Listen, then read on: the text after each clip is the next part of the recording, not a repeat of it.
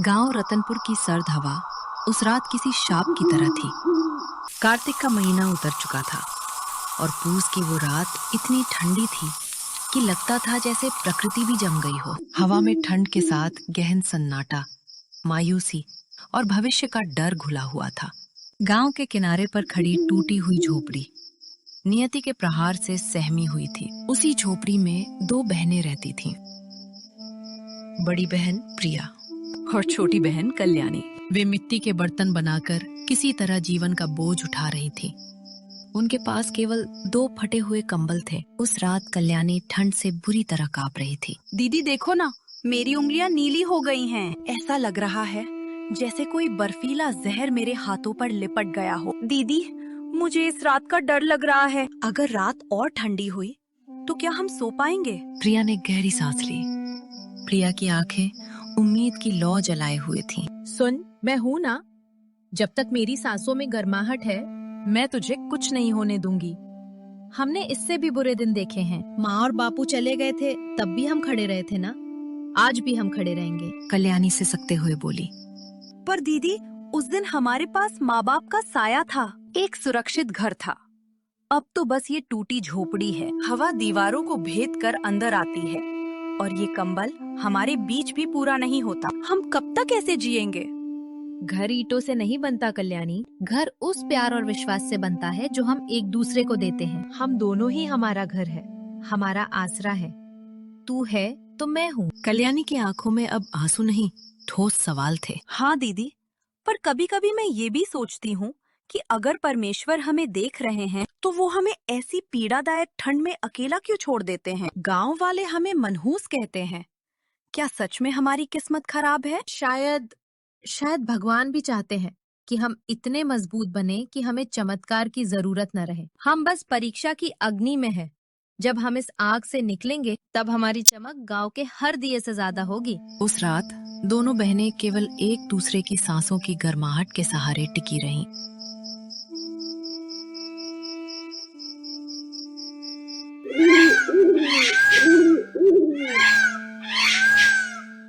सुबह हुई, पर ठंड का जोर कम नहीं हुआ था। प्रिया और कल्याणी मिट्टी लाने गांव की गली से गुजरी। गांव वालों के कड़वे बोल उन पर बरसने लगे। देखो देखो, फिर से ये अभागी बहनें, किस्मत की मारी। इनको देखते ही पूरा दिन बेकार जाता है। इनकी तकदीर भला किसी और को क्या देगी? पता नहीं मुखिया जी ने इन्हें गांव में रहने ही क्यों दिया है। कल्याणी का चेहरा अपमान से लाल हो गया, पर प्रिया ने उन दोनों को कुछ जवाब नहीं दिया। वे चुपचाप अपने काम के लिए निकल गईं। उनके गांव में सेठ मक्खन लाल का व्यापार था। उसकी नजरें हमेशा गांव के बेसहारा लोगों पर रहती थी। प्रिया पर सेठ का पिछला उधार बकाया था। एक दिन प्रिया हिम्मत करके उसके घर गई। सेठ मक्खन लाल अपने विशाल गद्दे पर बैठा बीड़ी पी रहा था। अच्छा, तो आखिर आ ही गई। मैंने सोचा था तुम दोनों तो ठंड और फटेहाली के डर से गायब ही हो गई। चलो बताओ, अब क्या लाई हो? सेठ मक्खन लाल जी, पिछले महीने का उधार चुकाना था। हम पूरी रकम नहीं ला सके क्योंकि हाट में बर्तन नहीं बिके। थोड़ा समय और दे दीजिए, हम अच्छी जगह तलाश रहे हैं। सेठ जोर से हंसा। अरे ये मिट्टी के बर्तन बेचकर कितना ही कमा लोगी? तुम कोशिश बहुत करती हो, पर कोशिश सही दिशा में भी तो होनी चाहिए। तुम चाहो तो मेरे घर आ सकती हो, काम भी मिलेगा और रात की ठंड भी नहीं सताएगी। प्रिया का रक्त खौल उठा। उसने दृढ़ता से पूछा, सेठ मक्खन लाल जी, काम दिन में होता है, रात में कैसा काम कराएंगे आप क्या बोलना चाहते हैं? स्पष्ट कहें। सेठ ने अपनी विशैली मुस्कान बिखेरी। समझदार लड़की हो प्रिया, सब समझती हो। जीवन में सहारा पाने के लिए समझौते करने पड़ते हैं, वरना ये समाज कमजोरों को कुचल देता है।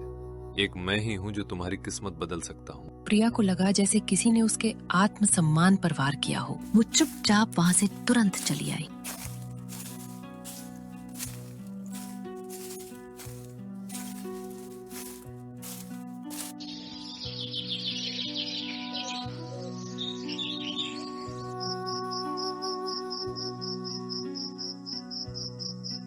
रात फिर गहरा गई।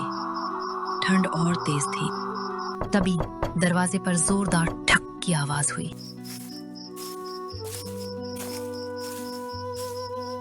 प्रिया बाहर आई तो मोहन खड़ा था। हाँ, तो अब और क्या करूं?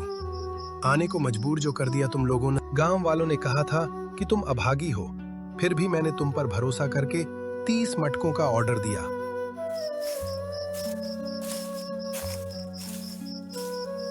कल्याणी भी ठंड में कांपते हुए बाहर आ गई। मोहन भैया, आप इतना नाराज क्यों हो रहे हैं? मटके आपको मिल जाएंगे। धूप न निकलने के कारण वे गीले रह गए हैं। हाँ भैया, हमें बस और 2 दिन दे दीजिए। इन दिनों इतनी ठंड है कि मटके सूख नहीं रहे। मोहन का चेहरा क्रोध से तमतमा गया। 2 दिन? मेरे मालिक ने मुझे कहा था कि मटके 1 हफ्ते में चाहिए। तुम लोगों के कारण मुझे मालिक से गालियां सुननी पड़ी हैं। मेरे सामने गरीबी का ढोंग मत करो। मटका कल सुबह तक चाहिए, पूरे 30, नहीं तो पैसे नहीं मिलेंगे। प्रिया ने हाथ जोड़कर विनती की। भैया, आप इतना कठोर क्यों हो रहे हैं? रात को हम चाहकर भी काम नहीं कर पाते क्योंकि हमारे पास गर्म कपड़े भी नहीं हैं। आप हम पर एहसान कीजिए। मुझे कोई एहसान नहीं चाहिए, सिर्फ मेरा काम चाहिए। मटका कल देना है तो दो, नहीं तो मुझे दूसरे गांव से बनवाना होगा। कल सुबह 30 मटके। मोहन चला गया। दोनों बहनें विषाद में घर के भीतर बैठ गईं। दीदी, अब क्या होगा? हमने तो बस 15 मटके बनाए हैं। हमारी इतने दिनों की मेहनत बर्बाद हो जाएगी। प्रिया ने अपने आंसू पोंछ डाले। कल्याणी, अब चिंता नहीं, काम करना होगा। ये रात हमारी आखिरी परीक्षा है। हम रोकर नहीं, मेहनत से जवाब देंगे। पर दीदी, मटके कल सुबह तक सूखेंगे कैसे? ये नामुमकिन है। प्रिया ने दृढ़ संकल्प से कहा। असंभव को संभव बनाना होगा। धूप नहीं तो क्या हुआ, हम आग में गीले डीले मटकों को तेज आंच में पकाकर सुखा लेंगे। जोखिम है, पर यही एकमात्र रास्ता है। भगवान हमारे साथ है। प्रिया ने तुरंत काम शुरू कर दिया। उसने सूखी लकड़ियों का ढेर इकट्ठा किया। कल्याणी ने उसका साथ दिया। तू मेरी थोड़ी मदद कर, फिर सो जाना। तुझे रात भर मेहनत करने की जरूरत नहीं। नहीं दीदी, मैं आपको अकेले नहीं छोड़ूंगी। मेरी भी इस घर के प्रति जिम्मेदारी है। भले ही मुझे सर्दी लगे, लेकिन मैं भी तुम्हारी साथ दूंगी। हम मिलकर काम करेंगे। दोनों बहनें संघर्ष में उतर गईं। बाहर ठंडी हवा का जोर था, पर आग की गर्मी और संकल्प का ताप था। उन्होंने मटकों को तेजी से बनाया और सावधानी से आग के करीब रखकर सेकना शुरू किया। रात के 3 पहर बीत गए। नींद आंखों में रेत की तरह चुभ रही थी। मटके एक के बाद एक तैयार हुए। दोनों बहनें रात काम करने के बाद घर की छोटी चौकी पर बैठ गईं। दीदी, मेरे हाथ पत्थर हो गए हैं। सीना भारी लग रहा है, पर आपके जज्बे से ये काम पूरा हुआ है। अब बस मोहन भैया को मटके देके उनसे पैसे लेने हैं। हाँ बहन, ये अकेले मुझसे संभव नहीं था। ये तेरी साझेदारी है।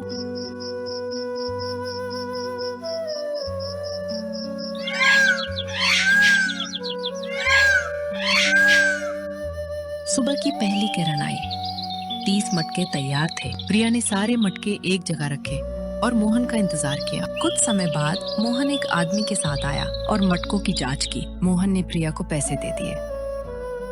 प्रिया, मैं अभी ये ले जा रहा हूँ, लेकिन अगर मटके ढीले लगे तो मुझे मालिक से डांट पड़ सकती है। अगर कुछ गड़बड़ हुआ तो पैसे वापस करने होंगे। मोहन भैया, मटके हमने सर्वश्रेष्ठ मिट्टी से बनाए हैं और बहुत समय लगाकर सुखाकर मजबूती दी है। आप निश्चिंत रहें और धन्यवाद, आपने हमसे मटके खरीदे। मोहन ने ठेले पर मटकों को रखा और चला गया। मोहन के जाते ही प्रिया घर के भीतर गई और भीतर जाकर देखते हैं कि कल्याणी की सांसें अब अनियमित होती जा रही थीं। रात भर ठंड में रहने के कारण उसे तेज सर्दी लग गई थी। बहन, तेरी तबीयत तो और भी बिगड़ रही है। रात भर खुले आसमान के नीचे काम करने से ऐसा हुआ है। मैं अभी वैद्य जी से तेरे लिए दवाई ले आती हूँ। नहीं दीदी, मैं ठीक हूँ। दवाई में बेकार पैसे खर्च करने की कोई जरूरत नहीं है। मैं 1-2 दिन में ठीक हो जाऊंगी। प्रिया का मन नहीं माना, पर गरीबी की मजबूरियों ने उसे रोक लिया।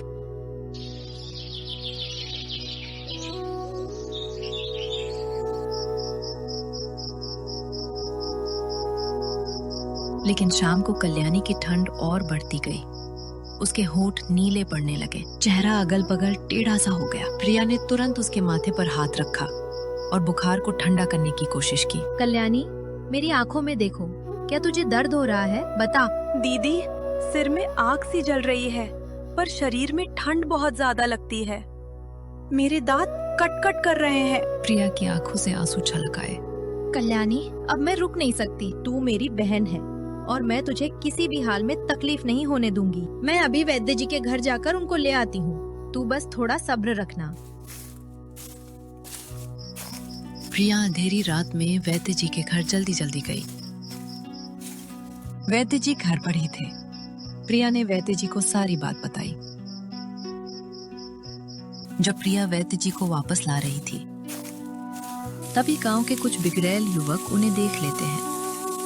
ओहो, देखो तो ये सब क्या हो रहा है हमारे गांव में। लोग अब अपना घर चलाने के लिए अपने पिता की उम्र के लोगों से नजदीकी रखने लगे हैं। हाँ भाई, हमें भी ऐसा अवसर मिले तो क्या बात हो, हम भी तो रोजगार वाले लड़के हैं। प्रिया पहले ही अपनी बहन को लेकर बहुत परेशान थी। उसे बहुत गुस्सा आया। प्रिया उनके सामने जाकर खड़ी हो गई। अरे ओ रोजगार वाले पुरुषों, तुम लोगों को शर्म नहीं आती है क्या? किसी की मजबूरी ना समझ के किसी पर गलत इल्जाम लगाते हुए। अगर मेरी जगह तुम्हारी बहन होती तो क्या उसे भी ऐसे ही बोलते? प्रिया की आग उगलती बातों ने दोनों युवकों को शर्मिंदा कर दिया। प्रिया गुस्से में वैद्य जी के साथ वहां से चली गई। घर पहुंचकर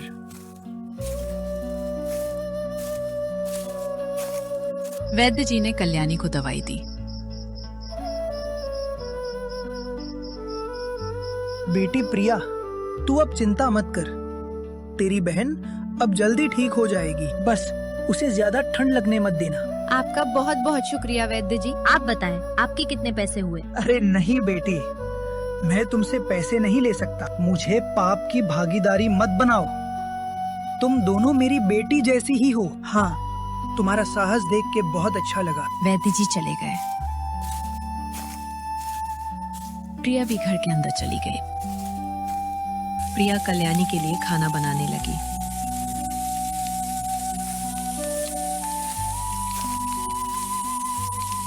और फिर प्रिया कल्याणी के लिए खाना लेकर आती है। दीदी, तुमने मेरी जान बचाई, पर बताओ दवाइयों में पैसे कितने गए? और किराने के दुकान के उधारी चुकाने लायक पैसे बचे या नहीं दीदी? तू ये सब चिंता मत कर। वैद्य जी ने पैसे नहीं लिए और अब मैंने फैसला किया है, तू ठंड में ज्यादा काम नहीं करेगी। तू बीमार पड़ती है तो मेरा दिल कांप उठता है। नहीं दीदी, मैं ऐसे आराम से बैठ के तुम्हें दिन रात काम करने नहीं दूंगी। मेरा भी इस घर के प्रति दायित्व है। ठीक है, पर ध्यान रखना।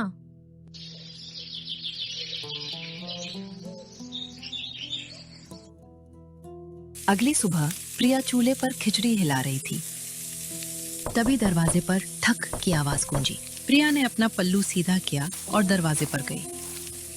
प्रिया ने दरवाजा खोला। दरवाजे पर मोहन खड़ा था और उसके पीछे थे चौधरी इंद्रजीत सिंह। प्रिया, मैं इनको लेकर आया हूँ। ये मेरे मालिक हैं। जो मटके तुमने हमें दिए थे वो इन्हें बेहद पसंद आए। राम राम मालिक जी, अंदर आइए। चौधरी इंद्रजीत सिंह ने स्नेह से कहा। बेटी, तुम्हारा काम बहुत महीन है। मटके मजबूत भी हैं और अद्भुत भी। हमारे दही के कारोबार में ऐसे मटके अमूल्य होते हैं। कल्याणी भी बाहर आ गई।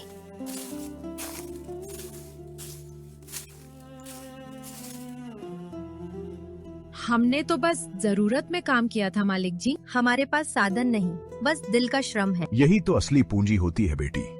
तुम दोनों बहुत मेहनती, काबिल और संस्कारी हो, इसीलिए मैं आज यहाँ आया हूँ। आप क्या कहना चाहते हैं मालिक जी? मैं साफ साफ बोलता हूँ, अगर तुम राजी हो तो अभी से हम हर महीने 300 मटके तुम बहनों से खरीदेंगे।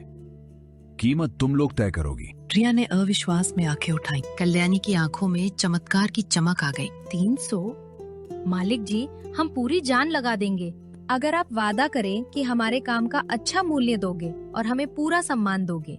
हाँ हाँ बेटियों, इज्जत पहले पैसे बाद में। हम तुम दोनों को अपना परिवार समझेंगे। प्रिया, मैंने चौधरी जी को तुम्हारे बारे में सब बता दिया है। ये अपने ईमान के पक्के हैं। कल्याणी ने दोनों को हाथ जोड़कर धन्यवाद दिया। मोहन जाते जाते प्रिया से चुपचाप बोला। प्रिया, गांव तुम्हें अब अलग नजर से देखेगा। तुम्हारी मेहनत ने अब सम्मान कमाया है।